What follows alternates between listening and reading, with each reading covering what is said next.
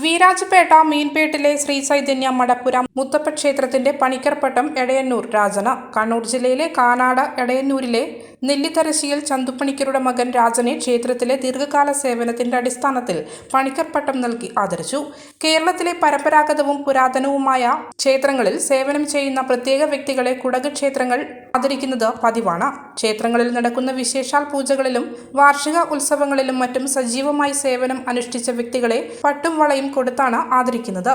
വീരാജ്പേട്ടയിലെ ചൈതന്യ മടപ്പുര മുത്തപ്പ ക്ഷേത്രത്തിൽ ആദ്യം രാജന്റെ മുത്തച്ഛൻ കണ്ണൻ പണിക്കരും പിന്നീട് അച്ഛൻ ചന്തു പണിക്കരും ഇപ്പോൾ രാജൻ പണിക്കരുമാണ് ചൈതന്യ മടപ്പുര മുത്തപ്പ ക്ഷേത്രത്തിൽ സേവനം അനുഷ്ഠിച്ചു വരുന്നത്. കർണാടകയിൽ പല ക്ഷേത്രങ്ങളിലും കേരളത്തിൽ നിന്നുള്ളവരാണ് കോലങ്ങൾ കെട്ടി പൂജകൾ ചെയ്യാൻ എത്തുന്നത്. പരമ്പരാഗതമായി തുടരുന്ന തൊഴിൽ കാലശേഷം അനന്തരാവകാശികൾക്കോ കുടുംബവുമായി അടുപ്പമുള്ള മറ്റൊരാൾക്കോ കൈമാറുകയാണ് പതിവ്. രാജൻ പണിക്കർ മുത്തച്ഛൻ കണ്ണൻ പണിക്കർക്കൊപ്പമാണ് വീരാജ്പേട്ട മുത്തപ്പ ക്ഷേത്രത്തിൽ എത്തുന്നത്. പിന്നീട് അച്ഛന്റെ കൂടെ ദൈവക്കോലം കെട്ടാൻ തുടങ്ങി. ഏകദേശം 50 വർഷമായി രാജൻ പണിക്കർ ക്ഷേത്രവുമായി സഹകരിക്കാൻ തുടങ്ങിയിട്ട്. ഏകദേശം 12 വർഷത്തോളമായി രാജൻ പണിക്കർ വസൂരിമാല ദൈവക്കോലവും 30 വർഷമായി ശാസ്തപ്പൻ ദൈവക്കോലവും മുടങ്ങാതെ കെട്ടുന്നു.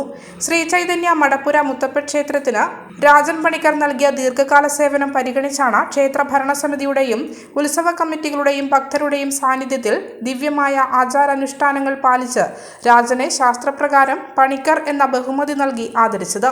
ചടങ്ങിൽ ശ്രീ ചൈതന്യ മടപ്പുര മുത്തപ്പൻ ക്ഷേത്രം president T K Rajan, T S Govindan, C R Vasu, secretary Prabhakaran, management board അംഗങ്ങളായ വത്സൻ, പ്രകാശ് ആലക്കണ്ടി, ക്ഷേത്രോത്സവ കമ്മിറ്റി അംഗങ്ങളായ സുമേഷ് ബാബു, ഷൈജു, ദിനേശ് നമ്പ്യാർ, രഞ്ജിത്ത്, ജനാർദ്ദനൻ, ഗണേഷ്, സതീഷ്, സജീവൻ, സന്തോഷ് എന്നിവർ പങ്കെടുത്തു.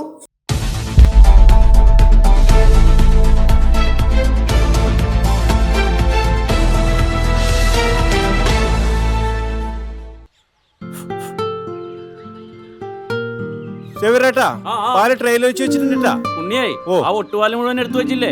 അതെന്ത് ചോദ്യാന്ന്? ആരെങ്കിലും ഒട്ടുപാലം എടുക്കാണ്ട് പോവാ? നിങ്ങളിങ്ങനെ ഒട്ടുപാലം കെട്ടിപ്പിടിച്ച് അങ്ങോട്ട് ഇരുന്നോ. എന്റെ മനുഷ്യ ഈ റബ്ബർ ഷീറ്റ് ഇങ്ങനെ കുന്നുകൂട്ടിട്ട് എന്തോ ഉണ്ടാക്കാനാ? എന്നെ എന്തായാലും മതി, എന്റെ ഷീറ്റിനെ കളിച്ച് എന്റെ കയ്യിൽ നിന്ന് മേടിക്കും നീ. അത് കറക്റ്റ്. ഉള്ള സമയത്ത് ഇതൊക്കെ ഒന്ന് തൂക്കി വിട്ടിട്ട് കാശൊന്നും കൊണ്ടെത്താ മനുഷ്യ.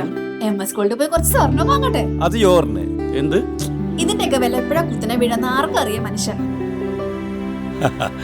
സിസിലി ആ പറഞ്ഞത് നേരാണ് സേവ.